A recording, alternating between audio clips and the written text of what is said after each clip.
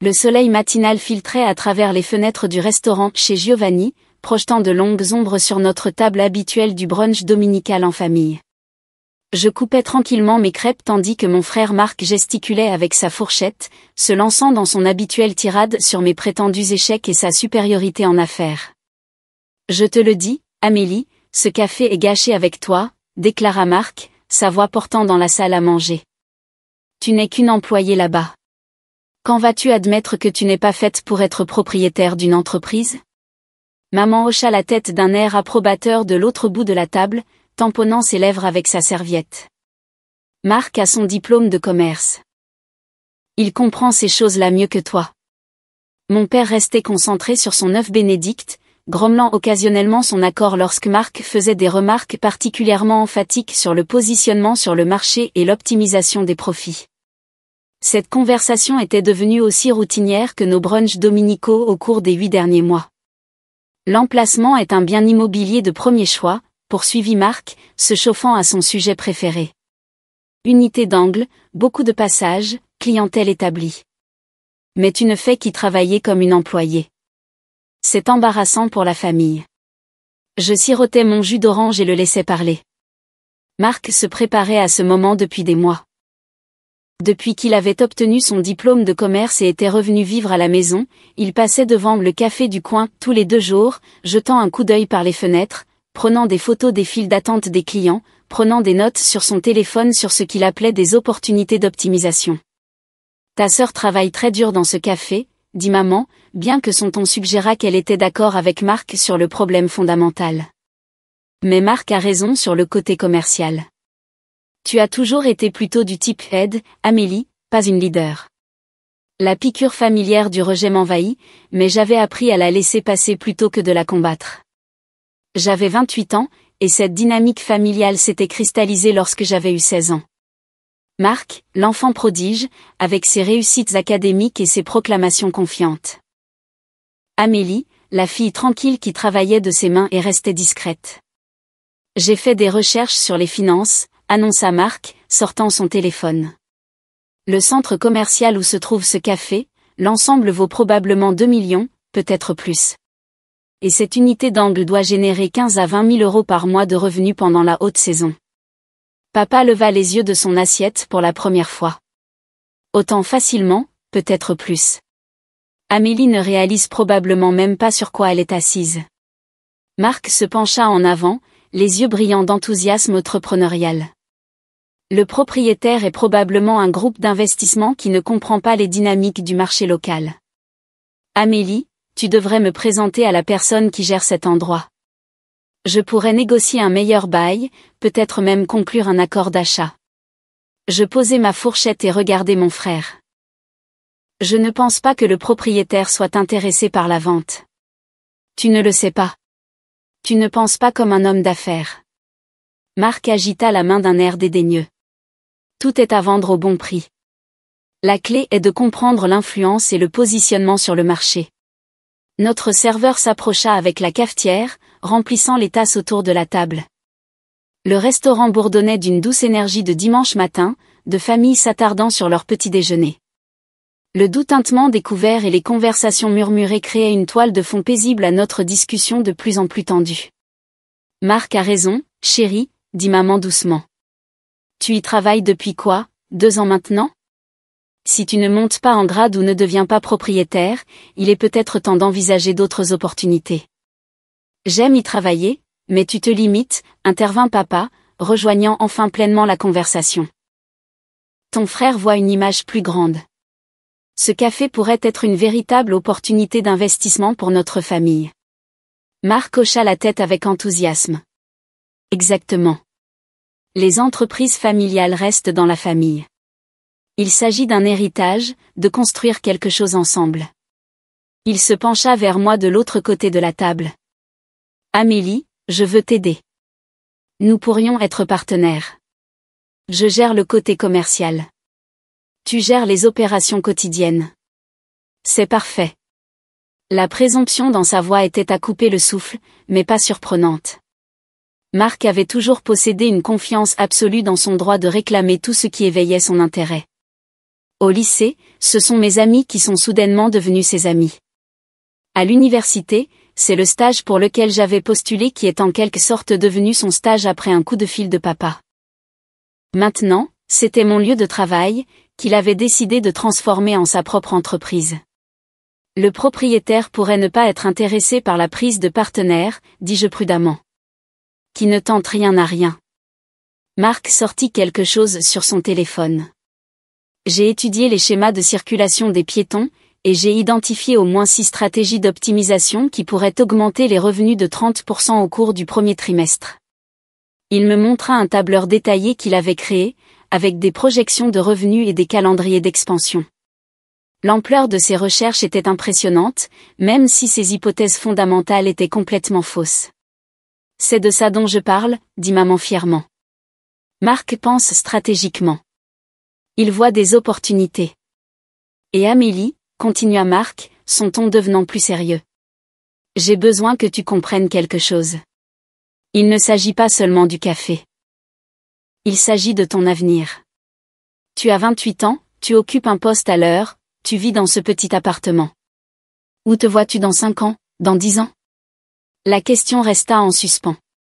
C'était la même question qu'il posait sous diverses formes depuis des mois, chaque fois avec un ton légèrement plus préoccupé, légèrement plus condescendant. Je me débrouille bien, dis-je. Bien, ce n'est pas suffisant. Marc se pencha en arrière dans sa chaise. Écoute, j'ai été patient. J'ai été compréhensif. Mais te voir gaspiller ton potentiel dans ce café alors que la vraie opportunité est là, inexploitée, c'est frustrant pour nous tous. Papa hocha lentement la tête. Ton frère essaie de t'aider à construire quelque chose de réel, Amélie. Quelque chose de substantiel. Le poids de leurs attentes combinées pesa sur moi. C'est ainsi que commençaient les interventions familiales dans notre foyer, Marc identifiant un problème, papa apportant de la gravité, et maman offrant un soutien doux mais ferme à toute solution que Marc avait élaborée. J'ai déjà rédigé une proposition commerciale, annonça Marc, sortant un dossier de sa sacoche. Projection de revenus, analyse de marché, positionnement concurrentiel, tout y est. Tout ce dont nous avons besoin est une présentation au propriétaire actuel. Il fit glisser le dossier sur la table vers moi. La page de couverture indiquait « Le café du coin, plan d'acquisition stratégique et d'optimisation par Marc Dubois, MBA ». Il avait même inclus une photo professionnelle de lui-même dans le coin. Marc a passé tout le week-end là-dessus, dit maman avec admiration. Il a vraiment réfléchi à tous les angles. J'ouvris le dossier et parcourus les premières pages. Ses recherches étaient approfondies, ses projections ambitieuses, et sa confiance absolue. Il avait identifié les heures de pointe du café, calculé les valeurs moyennes des transactions, recherché les prix de l'immobilier commercial local et développé ce qu'il appelait une stratégie d'amélioration de l'expérience client. Le propriétaire actuel laisse clairement de l'argent sur la table, expliqua Marc pendant que je lisais. Regarde la page 4. Il pourrait ajouter un menu pour le déjeuner, prolonger les heures d'ouverture en soirée, peut-être même autoriser des emplacements supplémentaires, mais il joue la prudence, il pense petit. Son analyse n'était pas fausse sur le potentiel, le café du coin pouvait certainement s'adapter aux améliorations qu'il avait décrites. La question était de savoir s'il comprenait qui prendrait ses décisions. Alors, Amélie, demanda Marc, peux-tu organiser une rencontre? Peut-être cet après-midi. Je suis prêt à faire une offre sérieuse. Je fermai le dossier et regardai ma famille autour de la table. 3 visages me regardaient avec attente, confiance et une excitation à peine contenue pour la dernière entreprise entrepreneuriale de Marc. Je ne pense pas que le propriétaire prenne des rendez-vous le dimanche, dis-je. Alors demain, dès lundi matin. Marc sortait déjà son agenda téléphonique. En fait, tu sais quoi? Arrêtons-nous simplement après le brunch. Présente-moi informellement. Laisse-moi me faire une idée de leur personnalité et de leur style de négociation. Marc, je ne pense pas, Amélie. Sa voix se durcit. J'ai besoin que tu arrêtes de trouver des excuses et que tu commences à penser comme un membre de l'équipe ici. C'est une opportunité familiale. Nous parlons de vrai argent, de vraie croissance, de vrai succès. Le restaurant autour de nous continua son rythme paisible de dimanche. Mais notre table avait développé l'énergie tendue qui précédait les moments les plus dramatiques de Marc. Je pouvais le voir se préparer à quelque chose, rassemblant l'indignation vertueuse qui avait toujours été son outil le plus efficace pour obtenir ce qu'il voulait. Ton frère t'offre de t'inclure dans quelque chose d'important, dit maman doucement. La plupart des gens seraient reconnaissants pour ce genre d'opportunité. Je suis reconnaissante, dis-je. Je pense juste qu'il pourrait y avoir des complications que vous ne considérez pas, comme... Marc se pencha en avant, sa formation MBA évidente dans la façon dont il se préparait à aborder systématiquement mes objections. La structure de propriété actuelle pourrait être plus complexe que vous ne le pensez. Les structures de propriété peuvent être gérées. C'est à ça que servent les avocats.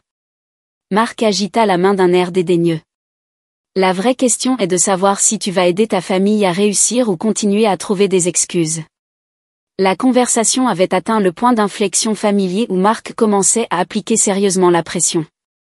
J'avais vu ce schéma se dérouler d'innombrables fois au fil des ans avec des amis, des petites amies, des opportunités d'affaires, même des vacances en famille. Marc identifiait ce qu'il voulait, élaborait un plan pour l'obtenir, puis éliminait systématiquement les obstacles jusqu'à ce qu'il atteigne son objectif. Je ne trouve pas d'excuses, dis-je prudemment. J'essaie d'expliquer que la situation pourrait ne pas être aussi simple que tu le penses. Tout est simple si on l'aborde correctement. La voix de Marc portait le ton confiant qui avait impressionné ses professeurs d'école de commerce. Le propriétaire actuel a un actif. Nous avons du capital et de l'expertise. C'est un simple échange de valeurs. Papa posa sa tasse de café. Amélie, ton frère essaie de t'aider à progresser dans la vie. Le moins que tu puisses faire est de faciliter une présentation. La pression montait de la manière habituelle. Les trois étaient unis dans leur certitude que le plan de Marc était à la fois brillant et inévitable. Je sentais la conversation approcher du point où ma résistance continue serait interprétée comme de l'égoïsme ou une peur du succès. Le propriétaire est très discret, dis-je. Il ne rencontre généralement pas les gens qu'ils ne connaissent pas. Alors c'est une bonne chose qu'ils te connaissent. Marc sourit. Tu peux te porter garante pour moi. Explique que je suis sérieux et bien qualifié. Une recommandation familiale a du poids dans les relations d'affaires. Notre serveur revint pour débarrasser les assiettes et remplir les tasses de café. La brève interruption me donna un moment pour considérer mes options, bien qu'aucune d'entre elles ne semblât particulièrement attrayante. Je pouvais continuer à trouver des excuses jusqu'à ce que Marc soit suffisamment frustré pour essayer de contacter le propriétaire directement. Je pouvais refuser catégoriquement et endurer des semaines de pression familiale concernant mon manque d'ambition et d'esprit d'équipe. Ou je pouvais laisser les choses se dérouler de la manière qui fournirait finalement la résolution la plus claire. D'accord, dis-je. Finalement, nous pourrons nous arrêter après le brunch. Le visage de Marc s'illumina de triomphe. Parfait. Ça va être génial, Amélie. Parfois, on a besoin de quelqu'un ayant une formation en affaires pour nous aider à voir clairement les opportunités. Maman tendit la main et me serra la main. C'est merveilleux, ma chérie. Marc va t'aider à construire quelque chose de réel. Le reste du brunch passa rapidement, Marc exposant sa vision de transformer le café du coin en ce qu'il appelait un hub communautaire avec optimisation des profits. Il avait déjà identifié des fournisseurs potentiels, recherché des améliorations d'équipement et développé des stratégies marketing pour attirer de nouveaux segments de clientèle. Son enthousiasme était contagieux, comme l'étaient toujours les enthousiasmes de Marc. Au moment où nous avons payé l'addition et nous sommes dirigés vers le parking, même papa offrait des suggestions sur les systèmes comptables et les options d'assurance commerciale. Nous avons parcouru les 6 pâtés de maison jusqu'au centre commercial dans la voiture de Marc, maman et papa suivant dans leur berline. Le soleil de l'après-midi de ce dimanche projetait de longues ombres sur le parking, et la foule habituelle du week-end remplissait la plupart des places devant les commerces principaux. Le café du coin occupait l'unité d'angle avec de grandes fenêtres donnant à la fois sur le parking et sur la rue latérale. À travers la vitre, je pouvais voir la scène familière de l'après-midi. Des clients lisant des journaux à de petites tables, une file de personnes attendant de commander, l'éclairage chaleureux qui rendait tout confortable et invitant. Regardez cette file, dit Marc en sortant de la voiture. Même un dimanche après-midi, le potentiel de volume ici est incroyable. Il se dirigea vers l'entrée d'un pas confiant, comme quelqu'un qui avait déjà décidé comment cette conversation se terminerait. Maman et papa le flanquaient comme une suite, leurs visages brillant d'anticipation pour la dernière entreprise de Marc. Je suivais derrière, l'estomac serré par la certitude que cela allait devenir compliqué d'une manière que ma famille ne pouvait pas imaginer. L'après-midi était sur le point de prendre un tour très différent de ce qu'aucun d'eux n'attendait. Marc poussa la porte du café du coin avec l'air de quelqu'un qui inspectait sa future propriété. Le carillon familier annonça notre arrivée, et je vis plusieurs clients réguliers lever les yeux de leur table et faire un signe de la main. La barista derrière le comptoir, Jeanne, croisa mon regard et hocha la tête vers l'arrière-boutique avec un air interrogateur. Endroit animé, observa papa, balayant du regard les tables bondées et le flux constant de clients. Exactement ce à quoi je m'attendais, dit Marc, sortant son téléphone pour prendre des notes. Rotation élevée, circulation constante de piétons, forte clientèle locale. Les fondamentaux sont solides. Il se dirigea vers le comptoir comme s'il possédait l'endroit, étudiant le menu et la structure des prix avec une évidente calculatrice. Jeanne le regarda avec la lassitude polie qu'elle réservait aux clients susceptibles de causer des problèmes. « Je peux vous aider ?» demanda-t-elle. « Nous sommes ici pour parler avec le propriétaire », annonça Marc, à propos d'opportunités d'affaires. Jeanne me jeta un coup d'œil, puis de nouveau à Marc.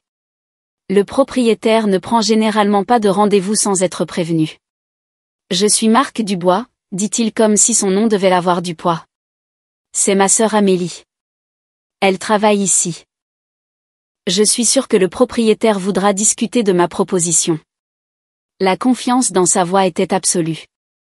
Marc n'avait jamais rencontré une porte qui ne s'ouvrirait pas pour lui, jamais rencontré une figure d'autorité qui ne serait finalement pas impressionnée par ses références et son enthousiasme. « Laissez-moi vérifier, » dit Jeanne diplomatiquement. Elle disparut dans l'arrière-boutique, laissant Marc poursuivre son inspection des lieux. Il fit le tour de la zone des sièges comme un évaluateur immobilier, notant la disposition des tables et les schémas de circulation des clients. L'utilisation de l'espace pourrait être optimisée, dit-il à maman et papa. Peut-être 20% de capacité d'accueil en plus avec un meilleur agencement de mobilier. Tu as un si bon œil pour ces choses-là, dit maman fièrement. Je me tenais près du comptoir, regardant les clients réguliers savourer leur café du dimanche après-midi pendant que ma famille planifiait leur future entreprise. Madame Martin était assise à sa place habituelle dans le coin avec ses mots croisés. Les étudiants occupaient la grande table près de la fenêtre avec leurs ordinateurs portables et leurs manuels. La jeune mère avec des jumeaux avait comme toujours revendiqué la table près des toilettes. Ces personnes étaient devenues une partie de ma routine quotidienne au cours des 2 dernières années. Je connaissais leurs commandes, leurs horaires, leurs préférences pour les sièges et la conversation. Ils avaient créé une communauté ici, et Marc les voyait comme des points de données dans un tableur d'optimisation des revenus. Jeanne revint de l'arrière-boutique avec un léger sourire. « Le propriétaire va vous recevoir maintenant, dit-elle. Juste par cette porte. » Marc redressa sa cravate et prit son dossier de plan d'affaires. « C'est ça, Amélie. Il est temps de voir grand. » Nous nous dirigeâmes vers l'arrière-boutique en groupe. Marc en tête avec sa confiance de MBA, maman et papa le flanquant avec une fierté parentale, et moi traînant derrière avec la certitude grandissante que cette conversation allait devenir mémorable pour toutes les mauvaises raisons. Marc frappa à la porte du bureau, puis la poussa sans attendre de réponse. « Bonjour », annonça-t-il. « Je suis Marc Dubois et je suis ici pour discuter de l'acquisition de cette entreprise. » Il entra dans le petit bureau la main tendue, prêt à entamer les négociations. Maman et papa suivirent, leurs visages brillants d'anticipation. Je m'avançai dans l'encadrement de la porte et regardai Marc se figer en plein pas alors qu'il traitait ce qu'il voyait. Derrière le bureau était assise Madame Sophie Chevalier, la gérante immobilière du centre commercial, examinant les contrats de location avec son efficacité habituelle du dimanche après-midi. Elle leva les yeux vers la main tendue de Marc avec une confusion polie. « Je pense qu'il y a eu un malentendu », dit Madame Chevalier calmement. « Je ne suis pas la propriétaire de l'entreprise. Je gère juste la propriété pour le propriétaire. L'expression confiante de Marc vacilla alors qu'il essayait de se recalibrer. Oh, eh bien, pouvez-vous nous mettre en contact avec le propriétaire? J'ai une proposition d'acquisition sérieuse. Le propriétaire du café. Madame Chevalier jeta un coup d'œil au papier sur son bureau.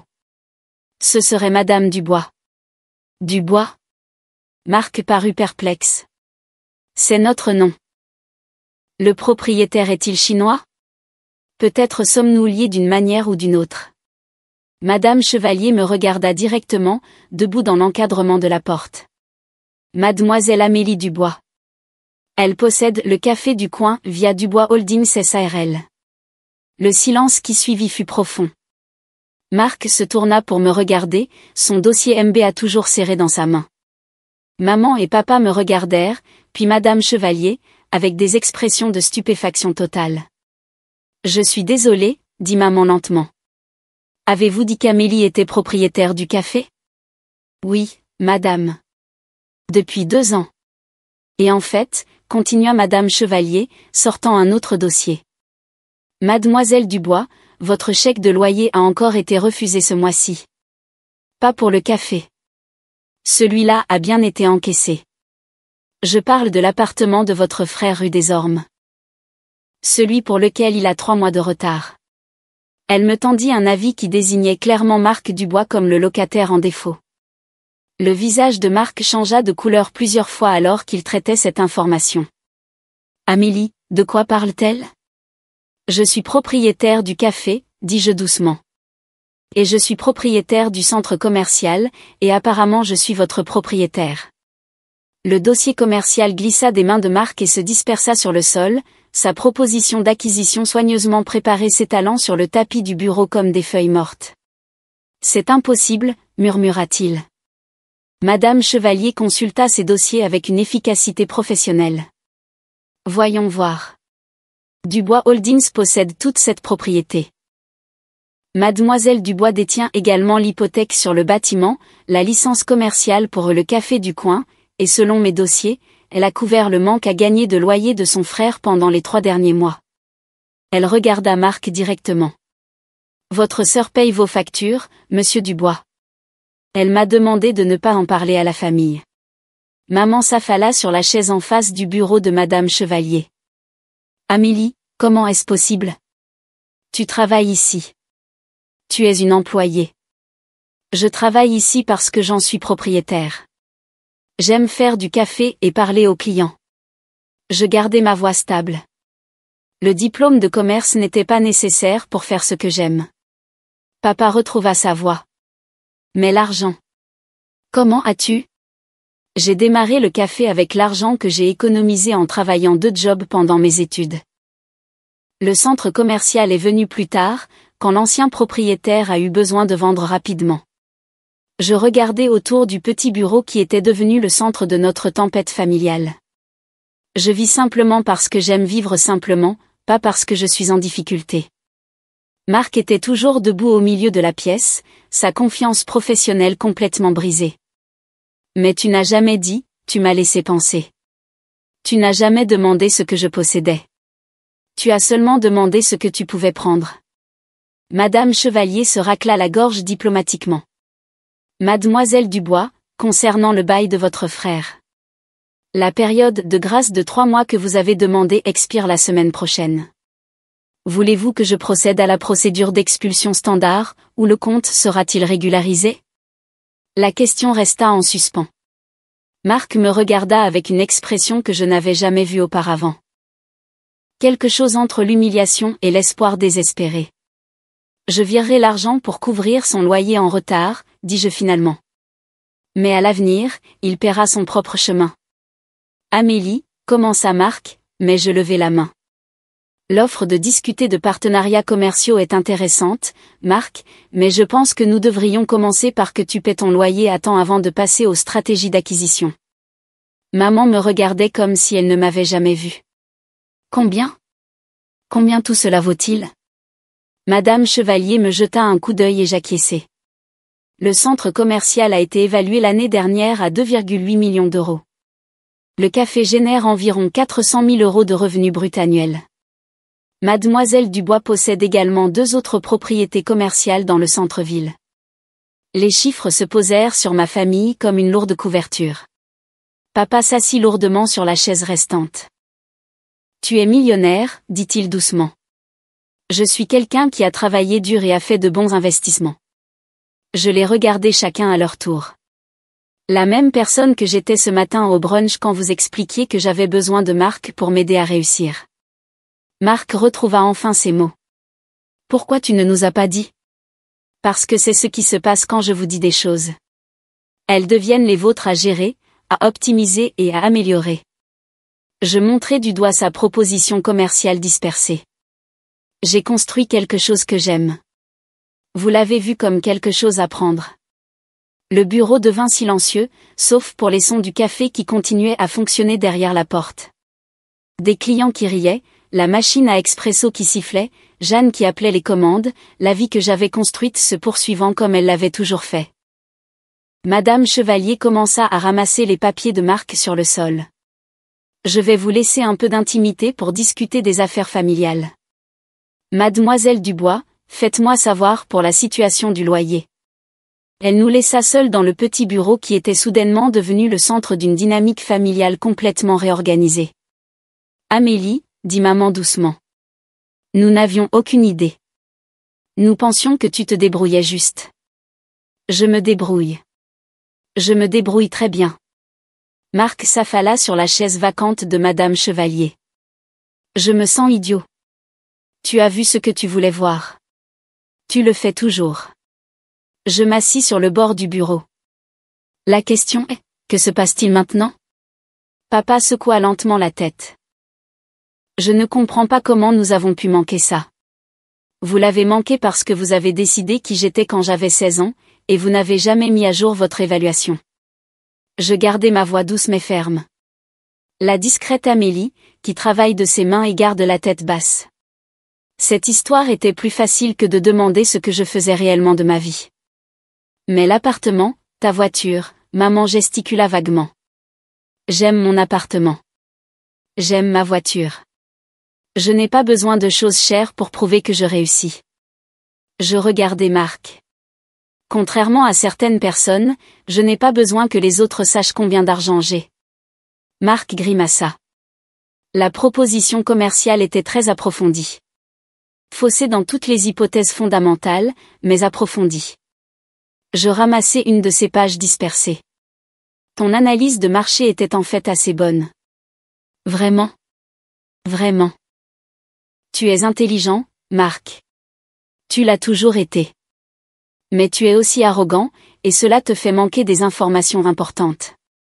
Je lui tendis la page. Comme l'information que ta sœur n'est pas quelqu'un qui a besoin d'être secouru. Nous restâmes assis dans le petit bureau tandis que les bruits du dimanche après-midi continuaient autour de nous. Les étudiants avaient probablement terminé leur session d'études. Madame Martin allait bientôt rentrer chez elle. La mère avec les jumeaux allait commander leur habituel chocolat chaud de l'après-midi. Alors, quoi maintenant, demanda papa finalement. Maintenant vous savez, et nous allons comprendre comment être une famille avec des informations précises au lieu d'hypothèses confortables. Marc leva les yeux de la page de proposition commerciale qu'il étudiait. Amélie, je suis désolée. Je le suis vraiment. Je pensais aider. Tu pensais prendre. Il y a une différence. Oui, il y en a une. Maman tendit la main et prit la mienne. Nous sommes fiers de toi, ma chérie. Nous aurions dû le dire plus souvent. Vous auriez dû poser plus de questions. Nous aurions dû faire beaucoup de choses différemment, admit papa. Je me levai et marchai vers la fenêtre qui donnait sur le parking du centre commercial. Mon centre commercial, mon investissement, mon succès qui avait été invisible pour ma famille parce qu'il ne correspondait pas à leur définition de la réussite. Marc, dis-je sans me retourner, tes 3 mois de loyer en retard s'élèvent à 4 200 €. Tu peux me rembourser en versement mensuel, sans intérêt. Mais tu me rembourses. Je le ferai. Je le promets. Et si tu veux aider avec le café, tu peux commencer par travailler quelques quarts de travail et apprendre le métier depuis la base. Pas de raccourci vers la direction. Je l'entendis ramasser les papiers éparpillés de sa proposition commerciale. Considérerais-tu vraiment de faire de moi un partenaire un jour? Je considérerais de faire de quelqu'un qui comprend le métier et respecte ce que j'ai construit un partenaire un jour. Que cette personne soit toi dépend de ce que tu es prêt à apprendre et de ce que tu es prêt à changer. Quand je me retournai vers eux, ma famille me regardait avec des expressions que je n'avais jamais vues auparavant. Pas de rejet, pas de condescendance, pas d'hypothèse confortable sur mes limites. Du respect. Il avait fallu 28 ans et un brunch familial complètement explosé, mais nous nous voyons enfin clairement. Le soleil de l'après-midi se couchait sur le centre commercial, projetant de longues ombres sur ma propriété, mon entreprise, mon succès qui s'était caché à la vue de tous depuis le début. Et pour la première fois depuis des années, j'avais l'impression de dîner le dimanche avec ma vraie famille au lieu des personnages qu'ils m'avaient imaginés.